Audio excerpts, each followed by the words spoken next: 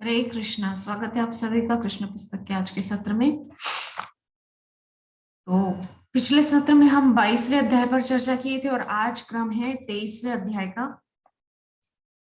तो 23वें अध्याय में जिसका नाम है यज्ञकर्ता ब्राह्मणों की पत्नियों का उद्धार। तो ये लीला कब हुई, कैसे हुई?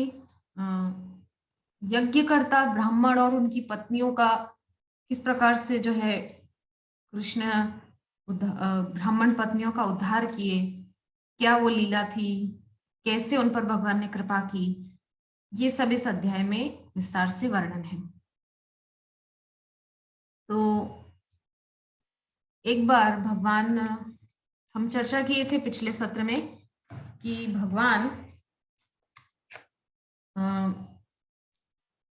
गोपियों का चीर हरण, जो लीला हुई थी वो थी गोपियों का चीर हरण। हाँ, चीर हरण करने के बाद भगवान उनको जो है वरदान दिए कि अगली शरद ऋतु में मैं आप सबकी कामना पूर्ण करूंगा। इस प्रकार से भगवान उन सब गोपियों की इच्छा पूर्ण की।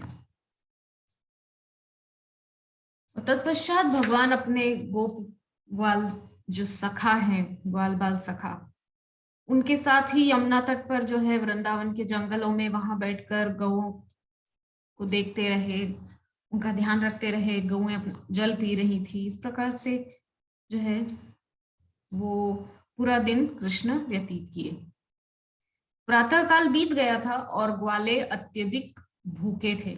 वही वाला दिन है, गोपियों का चीरण हरण हुआ क्योंकि गोपियां ब्रह्म मुहूर्त में स्नान करने आई थी और कन्हैया भी लगभग 4, 4:30, 5 के समथिंग के दरमियान ही गौचारण के लिए वन में आ जाया करते थे, यमुना किनारे या जो भी आसपास के निकटस्थ वन थे। तो वो समय हो चुका था, दोपहर तक का समय आ गया था। अब दोपहर में बच्चों को भूख लग गई, तो उन्होंने क्या है कलेवा नहीं लिया था, इसीलिए जो क्या है वो कृष्ण और बलराम के पास गए और बोले कि हे कृष्ण, हे बलराम, आप दोनों सर्वशक्तिमान हैं। बहुत सुंदर श्लोक है। गोपः ऊचु राम राम महाबाहो कृष्ण दुष्ट निबर्हण एषा वै बाधते क्षुन्नस तच्छांतिम कर्तुमर्हतः। कि हे कृष्ण, हे बलराम, आप दोनों बहुत सर्वशक्तिमान हैं। आप अनेक असुरों का वध कर सकते हैं, किया भी है, किंतु आज हम भूखों मर रहे हैं जिससे हम अशांत हैं। कृपया कुछ ऐसा कीजिए कि हमारी ये भूख जो है ये शांत हो जाए।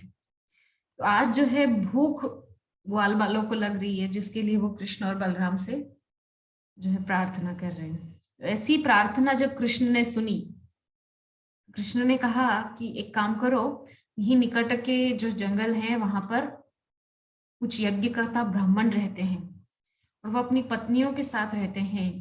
तो वो जो उन यज्ञकर्ता ब्राह्मण हैं उनके घर से कुछ भिक्षा ले आना, कुछ खाने की व्यवस्था ले आना। तो आए हैं सभी ग्वाल बाल सखा। तो अब वो बच्चे हैं सीधे साधे ब्रज के, वो यज्ञकर्ता ब्राह्मण अपना स्वाहा स्वाहा किए जा रहे हैं सुबह सुबह, और वो ग्वाल बाल बच्चे उनसे बोल रहे हैं। अब उनका तो नियम है कि जब तक हमारा पूरा आहुति हो नहीं जाता, जितना देर तक हमको यज्ञ करना है, जब तक वो नहीं हो जाता तब तक तो वो मुंह से एक शब्द नहीं बोलेंगे।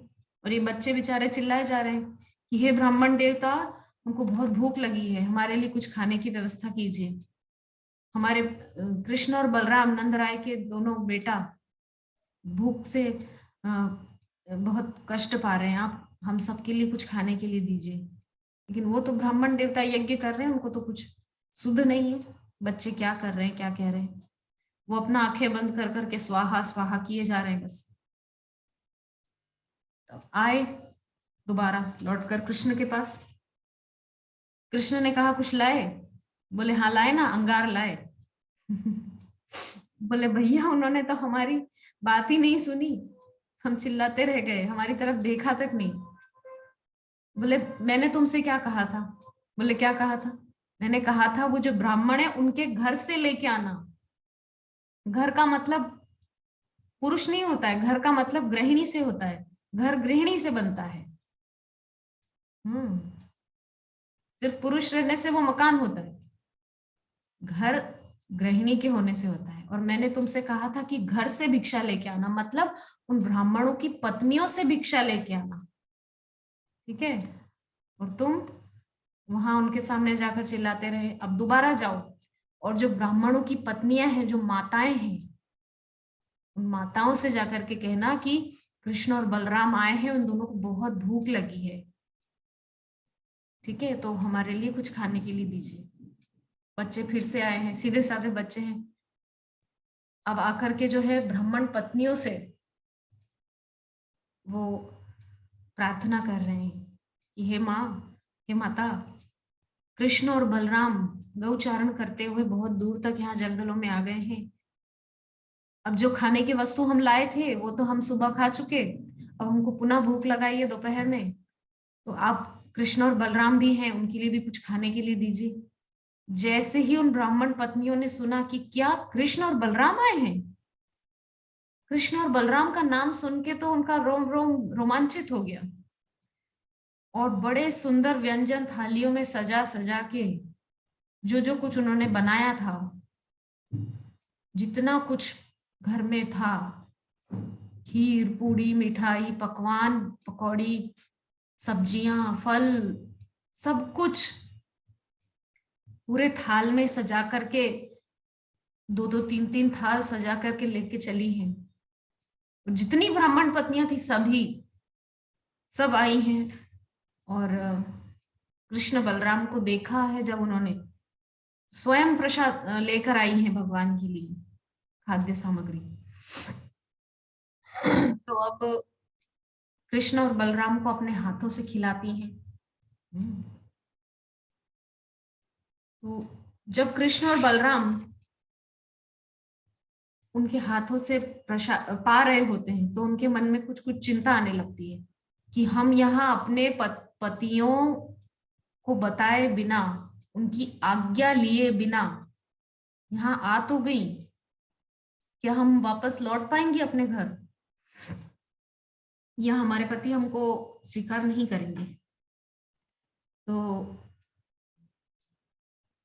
इस प्रकार से ब्राह्मण पत्नियां जो है दुखी, मन में थोड़ा चिंतित हुई, लेकिन उनको आनंद भी है। देखो जगन निवास कृष्ण सामने, बार बार कृष्ण को चूमती है, आलिंगन करती है, बलराम को गले लगाती है, सिर सूंघ रही है। यहाँ पर इतना सुंदर उनका प्रेम उमड़ रहा है कृष्ण और बलराम को देख देख के, और इतना उनके अंदर वात्सल्य उमड़ के आ रहा है। वात्सल्य उनके अंदर से इतना उमड़ के आ रहा है, अपने हाथों से दोनों को खिला रही है। सब ब्राह्मण पत्नियां एकदम बच्चों के सामने सब कुछ परोस परोस दिया उन्होंने कि प्रेम से खाओ। तो भगवान तथा ब्राह्मण पत्नियों दोनों की ही वैयक्तिक अस्तित्व बना रहा, फिर भी उन्होंने एकात्मता का अनुभव किया। जब कोई प्रेमी अपनी प्रेमिका को स्वात्म का विचार किए बिना समर्पण कर देता है तो यह एकात्मता कहलाती है। भगवान चैतन्य ने अपने शिक्षाष्टकम में हमें इस एकात्मता का पाठ सिखाया है। कृष्ण स्वेच्छा से जो भी चाहे कर सकते हैं, किंतु भक्तों को उनकी इच्छाओं के साथ सदा एक रूप होना चाहिए। हमको भगवान से जाके मंदिर में नहीं बोलना चाहिए मुझे ये कर दो, मेरा ये हो जाना चाहिए, मेरा घर हो जाए, मेरा गाड़ी हो जाए, बंगला हो जाए, पत्नी हो जाए, बच्चे हो जाए। ऐसे नहीं होना चाहिए। भगवान के सामने जाकर यही बोलना चाहिए कि हे भगवान, आपको मेरे लिए जो उचित लगे आप वही कीजिए बस। क्योंकि हमारे लिए उनसे अच्छा उचित सोचने वाला कोई नहीं है। मेरे खुद के अनुभव से मैं बताती हूँ, दुनिया में कोई आपसे ये नहीं कहेगा कि आप कितना नाम जप कर रहे हो, कितनी भक्ति कर रहे हो। लेकिन सब पूछते हैं कि आपके बैंक बैलेंस कितना है, आपका ये भौतिक चीजों के विषय में सब जानकारी चाहते हैं, लेकिन कोई आपसे ये नहीं बोलेगा कि आप भक्ति तो अच्छे से कर रहे हैं ना। कोई लड़का लड़की भी एक दूसरे को देखेंगे विवाह के लिए तो पहले भौतिक चीजों के बारे में जानना चाहेंगे। नौकरी अच्छी है ना, 25-30 हजार की, 50 हजार की। घर अच्छा खुद का है ना, बड़ा घर। माता पिता जिंदा है या मर गए हैं। परिवार ज्यादा बड़ा तो नहीं, लड़की वाले अगर देखेंगे तो। नहीं तो हमारी बेटी को इतने सारे लोगों के लिए खाना बनाना पड़ेगा। लड़के वाले देखेंगे लड़की सुंदर तो है ना, गोरी चमड़ी की तो है ना, बड़े बड़े बाल है ना, सुंदर मिस वर्ल्ड की तरह दिखती तो है ना। ये सब चीजें देखेंगे। लेकिन कोई ये नहीं देखेगा इस दुनिया में कि दो नाम तो जपती है भगवान के, या भगवान के मंदिर जाके प्रणाम तो करता है ना लड़का। हरिनाम संकीर्तन में तो रुचि है ना, भागवतम सुनने में तो रुचि है या नहीं है, सत्संग में रुचि है या नहीं लड़की की। नहीं, ये कोई नहीं पूछेगा दुनिया में। सब भौतिक चीजों पर ही आकर के ठहर जाते हैं। तो कहने का तात्पर्य यहाँ पर यह है कि कृष्ण जो हमारे लिए करते हैं वो सबसे अच्छा करते हैं। और हम जाकर के कुछ सीमित, क्योंकि हम सीमित हैं, तो हम सीमित हैं इसीलिए हम मांगते भी सीमित चीजें हैं भगवान से। हमारी दृष्टि, मान लीजिए हम किसी जगह पे खड़े होके बहुत दूर तक दृष्टिपात कर रहे हैं, तो ज्यादा से ज्यादा हम कितना दूर देख सकते हैं? 1 किलोमीटर, 2 किलोमीटर, 3-4 किलोमीटर से ज्यादा बहुत ऊंचाई से देख रहे हैं तो भी उससे ज्यादा हम नहीं देख सकते। फिर भी बहुत ध्यान से नहीं देख सकते कि वहां क्या है या क्या नहीं है। लेकिन भगवान, कहाँ दिख रही है हमको आंखें, लेकिन भगवान सब कुछ देख रहे हैं।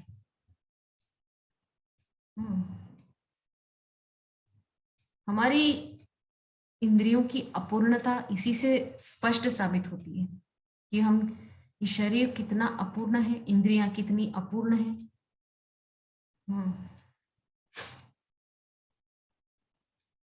कृष्ण की स्वेच्छा के हिसाब से हमको चलना चाहिए।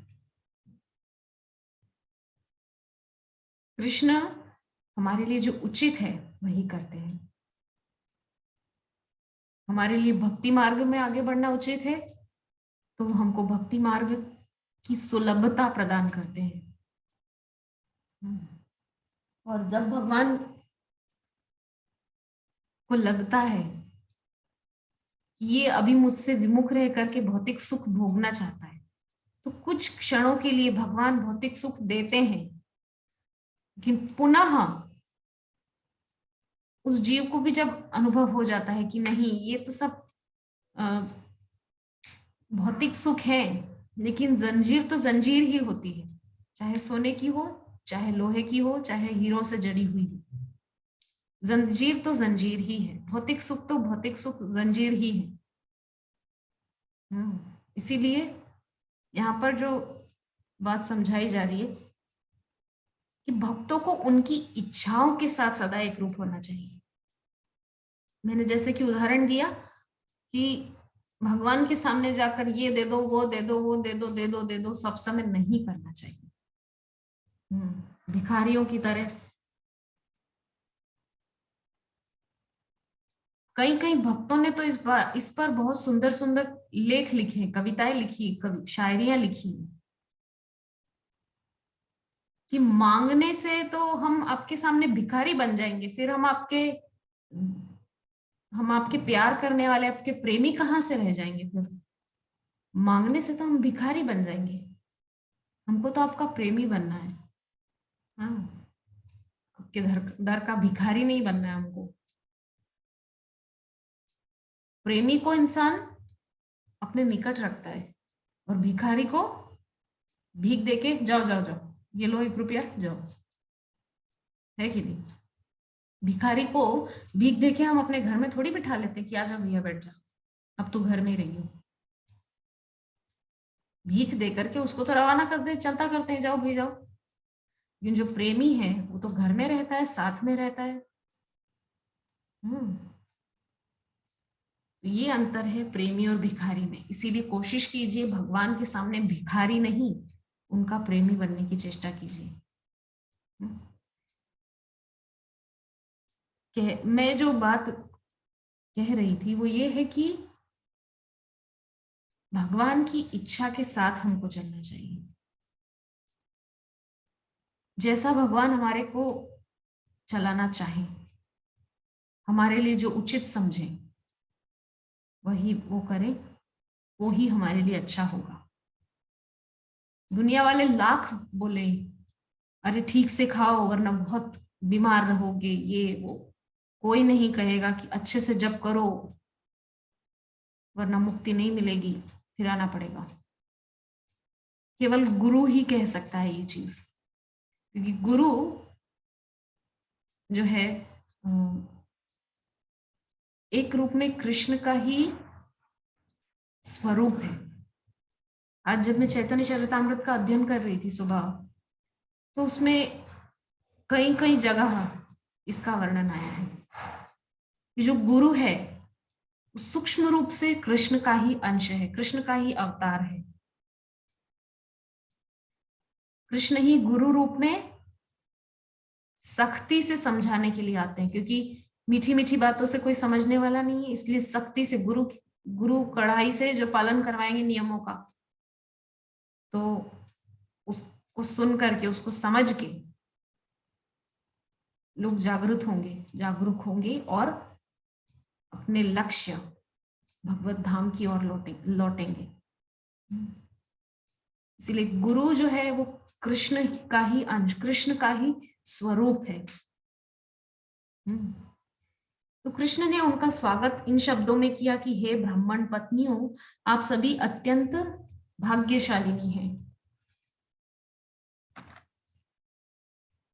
वो देवियां बहुत ही भाग्यशाली हैं। कृष्ण स्वयं ऐसा उनको बोल रहे हैं।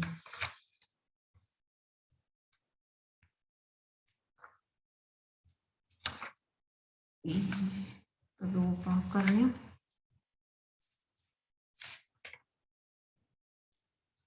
देव बहुत सुंदर सुंदर श्लोक हैं इस 23वें अध्याय में। भागवतम अपने आप में एक अद्भुत ग्रंथ है। अगर कोई केवल श्लोकों का ही अध्ययन करे, ना तो उनका अर्थ पढ़े ना तात्पर्य, तो ही उसको अद्भुत आनंद की प्राप्ति होगी। क्यों? क्योंकि ये भगवान के मुख से निकला हुआ है। कैसे? अभी बताते हैं। चतुश्लोकी भागवत स्वयं नारायण के द्वारा, स्वयं भगवान के द्वारा ब्रह्मा जी को दिया गया। चतुश्लोकी भागवत का ज्ञान अहमेवा समेवा ग्रे नान्यत यत् सत्सत् परम पश्चादहं यदेतच्चयो वशिष्येत सोऽस्म्यहम् ऋतेर्थम यत् प्रतीयेत न प्रतीयेत चात्मनि तद् विद्यादात्मनो मायं यथा भासो यथा तमः यथा महन्ति भूतानि भूतेषु चावचेष्वनु प्रविष्टान्य प्रविष्टानि तथा तेषु न तेष्वहम् एतावदैव जिज्ञास्यं तत्व जिज्ञासुनात्मनः अन्वय व्यतिरेकाभ्याम यतस्यात् सर्वत्र सर्वदा। तो ये चार जो श्लोक है चतुश्लोकी भागवत के, इन चार श्लोकों को भगवान ने ही ब्रह्मा जी को दिया, ब्रह्मा जी ने नारद जी को दिया, नारद जी ने व्यास देव को दिया, और व्यास देव ने उसको 18,000 श्लोकों में विस्तारित कर दिया। तो मूल है चतुश्लोकी भागवत, वो भगवान से ही तो निकली है। इसीलिए अब केवल इन श्लोकों का ही अगर अध्ययन करेंगे ना, बहुत आनंद की प्राप्ति होती है।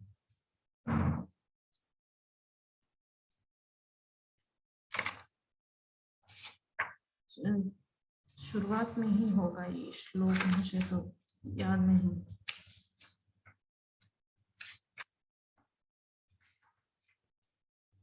बड़ा अध्याय है बहुत।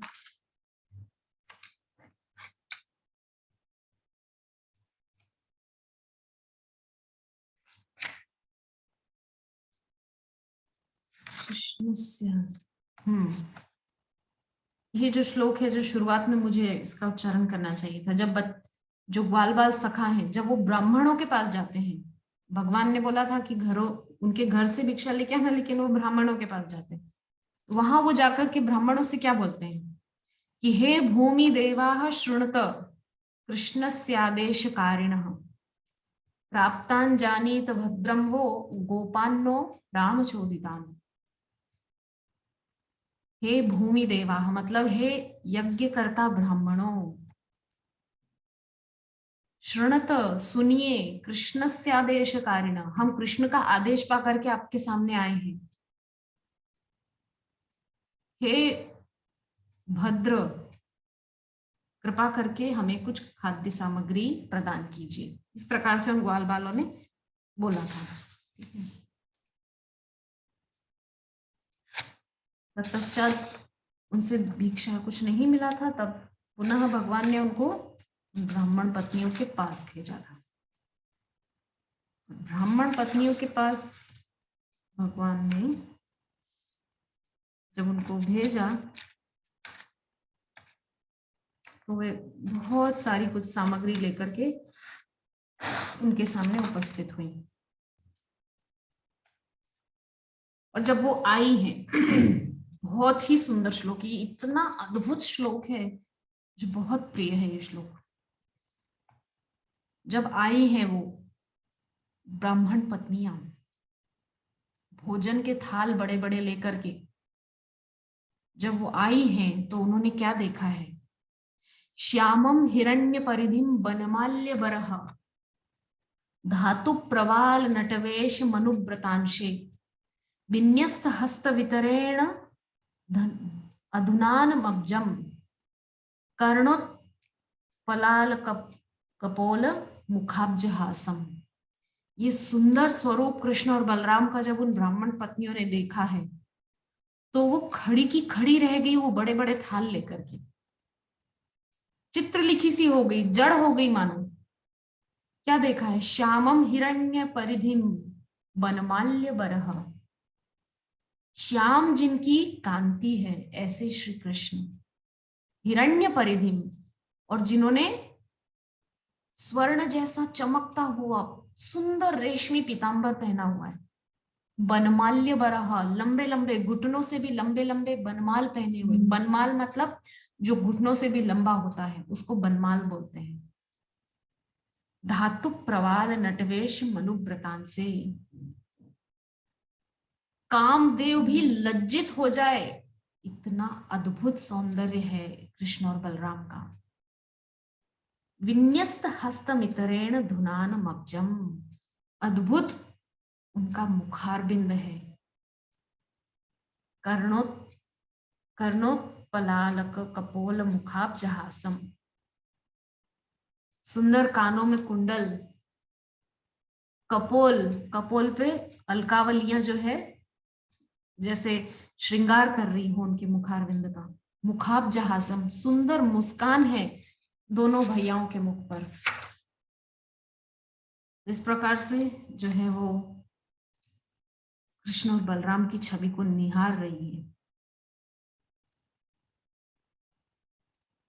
तब भगवान वहां क्या कह रहे हैं कि स्वागतम वो महाभागा आस्यताम करवाम किम यन्नो दिदृक्षया प्राप्ता उपपन्ना मिदम हिवः। तब भगवान कह रहे हैं कि ओ परम महाभागाओं, हे भाग्यशालिनियों, आइए पधारिए और कृपया करके आसन ग्रहण कीजिए और कंफर्टेबल हो जाइए, बहुत संकोच मत कीजिए, निसंकोच आसन ग्रहण कीजिए, आसन पर बैठ जाइए। मैं आपके लिए क्या कर सकता हूं? आप जो यहाँ पर आई हैं, मैं आपके लिए क्या कर सकता हूँ? बहुत सुंदर यहाँ पर कृष्ण उनका स्वागत कर रहे हैं।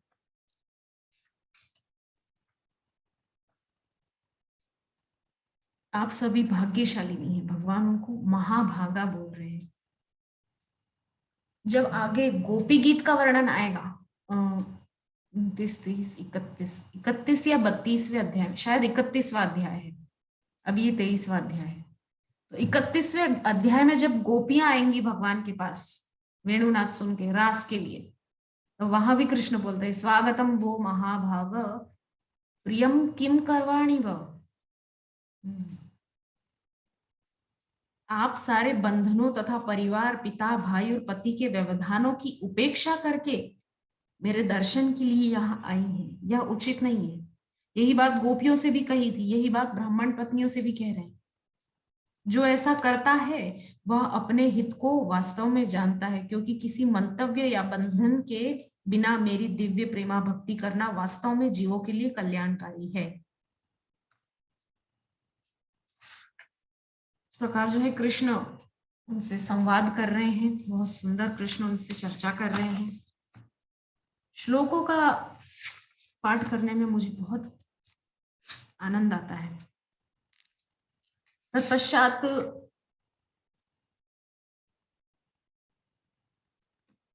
ये जो श्लोक है इस अध्याय का 23वें अध्याय का 29वां श्लोक, श्री पत्न्यः ऊचु, मतलब वो जो ब्राह्मण पत्नियां हैं वो क्या कह रही। पहले हम उस पर चर्चा करेंगे कि क्या हुआ था। जब ब्राह्मण पत्नियां आई थी, उन्होंने कृष्ण बलराम को अपने हाथों से खिलाया, सब और बालक भी पा रहे हैं, लेकिन एक पल के लिए उनके अंदर चिंता आ गई कि अब हम वापस कैसे जाएंगे, हम तो बिना बताए बिना आज्ञा लिए और इस तरह से छुप करके आ गई। तो अब कृष्ण से वो क्या कह रही है कि मयिवम विभोर हति भवान गदितुम नृशंसम सत्यम कुरुष्व निगमम तव पाद मूलम प्राप्ता वयम तुलसीदाम पदावसृष्टम केशैर्निवोढुम तिलंग्य समस्त बंधून।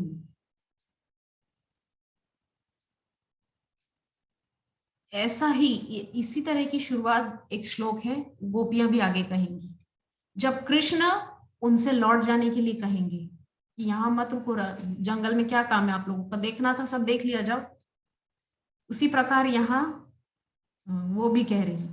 जिस प्रकार से गोपियों ने कहा था मयिवम विभोर हति भवान गदितुम निशंसम संत्यज्य सर्व विषयान तव पाद मूलम, कि हम संत्यज्य सर्व विषयान, हम सब कुछ छोड़ के तव पाद मूलम, आपके पाद मूलम में आ गए हैं, अब थोड़ी जा सकती है।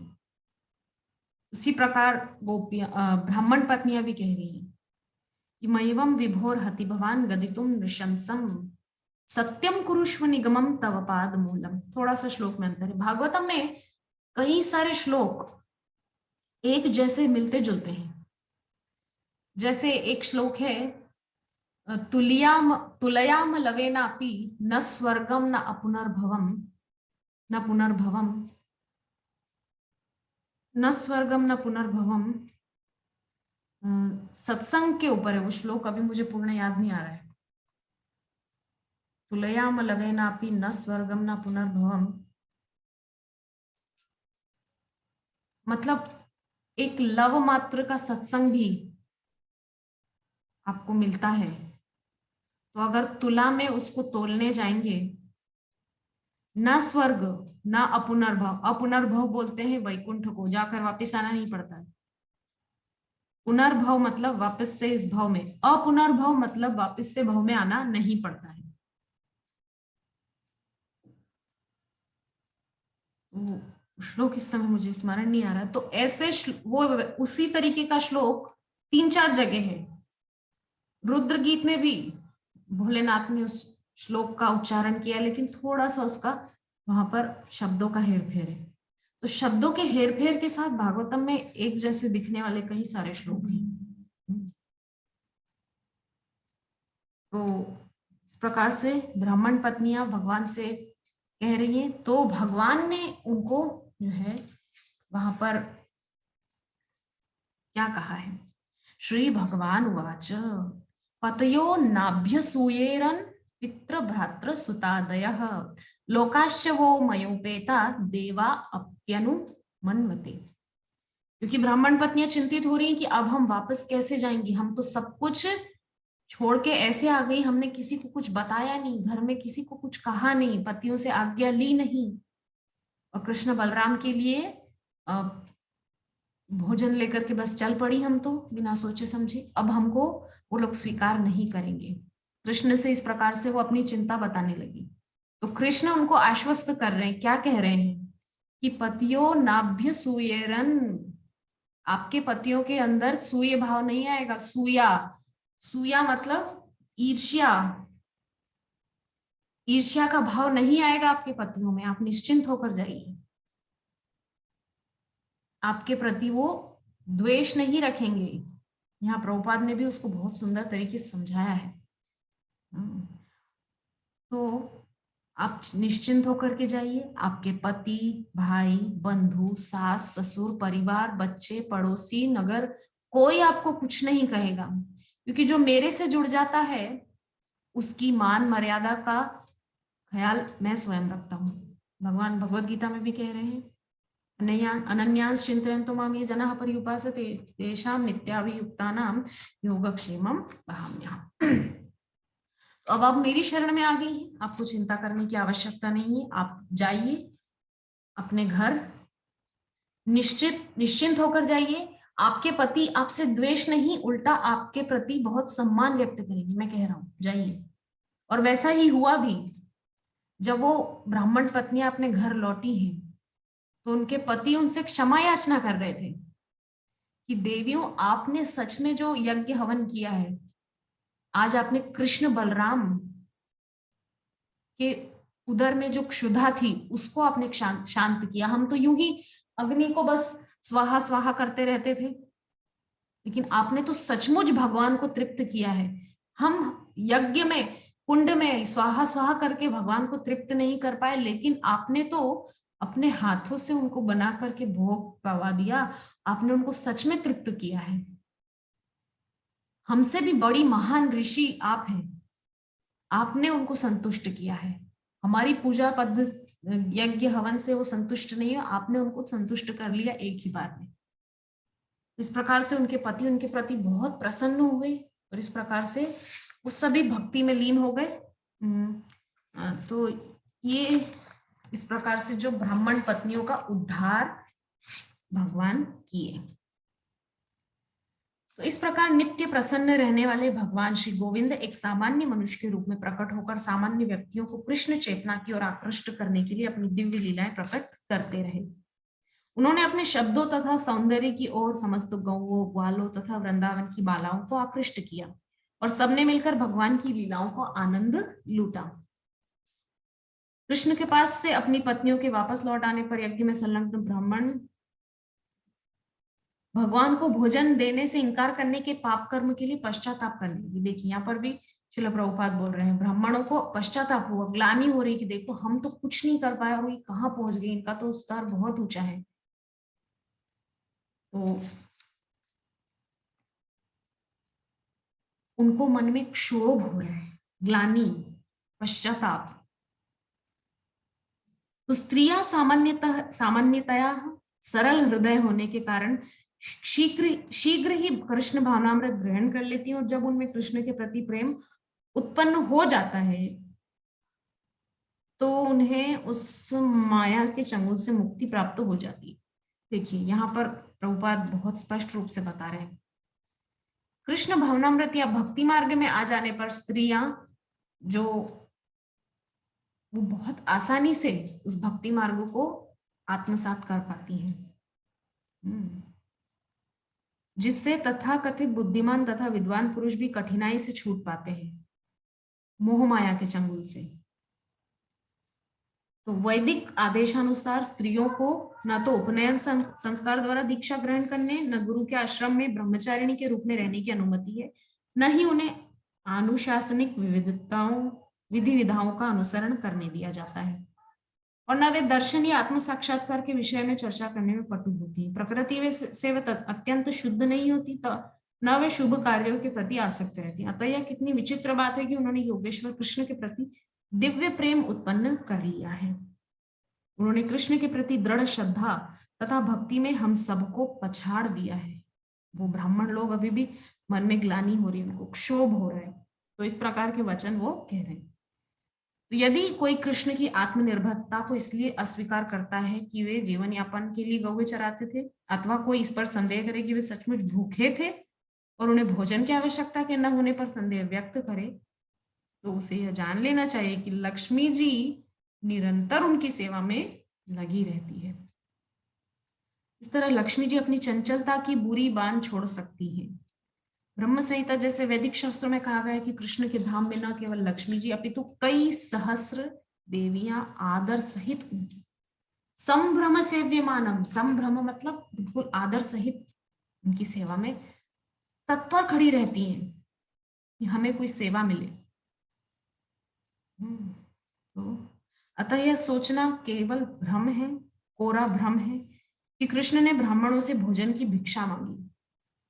असल में भगवान उन ब्राह्मण पत्नियों के प्रेम का प्रकाश और उन ब्राह्मणों को शिक्षा देना चाहते थे कि तुम केवल स्वाहा स्वाहा करके मुझे नहीं पा सकते, मेरे से निष्काम प्रेम करो तुम मुझे वैसे ही पा जाओगे। तो उन ब्राह्मण पत्नियों के प्रेम का प्रकाश हुआ और ब्राह्मणों को शिक्षा दी। एक लीला के माध्यम से दो तीर चलाए, एक तीर से दो शिकार किए। ब्राह्मणों को शिक्षा दी, अब वो यज्ञ में स्वाहा स्वाहा करने की बजाय इस प्रकार से जो है भगवान को भोग लगाना और ये नाम जप करना, ये जो वैष्णवी पद्धति इसको अपना सकेंगे जैसा उनकी पत्नियां करती थी। तो ब्राह्मणों ने कहा चूंकि वे यदुकुल में बालक रूप में प्रकट हुए अतः हम अज्ञानवश यह नहीं समझ पाए कि वे भगवान हैं, किंतु साथ ही हमें गर्व है कि हमें इतनी महान पत्नियां मिली हैं कि हमारे कठोर विरोध की श्रृंखलाओं से न बंधकर भगवान के प्रति शुद्ध भक्ति का उन्होंने प्रकाश किया और इतना सुंदर प्रेम भाव उनके अंदर उत्पन्न हुआ। अतः हम भगवान के चरण कमलों को सादर नमस्कार करते हैं जिनकी माया के अधीन हम सकाम कर्मों में लगे हुए हैं। इसीलिए हमें परमात्मा भगवान श्री कृष्ण क्षमा करें क्योंकि हम उनकी बहिरंगा शक्ति से मोहित हैं, उनकी महिमा को जाने बिना उनकी आज्ञा का उल्लंघन किया। इस प्रकार से ब्राह्मणों को पश्चाताप हुआ, उन्होंने प्रायश्चित किया। तो विद्वान ब्राह्मण तथा उनकी पत्नियां इसका जीता जागता उदाहरण है। ब्राह्मणों की पत्नियों ने शुद्ध भक्ति से प्रेरित होने के कारण किसी प्रकार के विरोध की परवाह नहीं की, तुरंत कृष्ण के पास पहुंच गई। किंतु भगवान की सर्वोच्चता से अनजान होने तथा पश्चाताप करने पर भी वे ब्राह्मण राजा कंस से तब भी भयभीत थे क्योंकि वो कर्मों में लिप्त थे, अत्यधिक सकाम कर्मों में लीन थे। तो शिक्षा क्या मिली हम समझ गए कि केवल यज्ञ हवन इत्यादि करने से आप भगवान को प्राप्त नहीं कर सकते। वैसे भी ये त्रेता युग का धर्म था, इस तरह के कर्मकांड करने से भगवान त्रेता युग में प्राप्त हुआ करते थे। कलयुग में केवल नाम ही एकमात्र आश्रय है, सकाम कर्म नहीं, प्रेमा भक्ति एकमात्र आश्रय। तो इस प्रकार से आज ये 23वां अध्याय बहुत बड़ा अध्याय था, किंतु श्लोकों के माध्यम से हमने इसको जल्दी ही आज पूरा कर लिया, आज ही एक ही दिन में। 23वां अध्याय जिसका नाम था ब्राह्मण पत्नियों, यज्ञकर्ता ब्राह्मणों की पत्नियों का उद्धार। कल पुनः 24वां अध्याय लेकर आपके सामने प्रस्तुत होंगे जिसका नाम है गोवर्धन पूजा। बहुत ही सुंदर अध्याय है। भगवान बड़े हो रहे हैं और धीरे धीरे भगवान की लीलाएं भी एक नया रूप लेती जा रही हैं। 7वें वर्ष में कृष्ण प्रविष्ट होंगे और गोवर्धन पूजा ब्रजवासियों के द्वारा करवाएंगे। इस कथा को लेकर कल आपके सामने प्रस्तुत होंगे। तब तक के लिए हरे कृष्णा।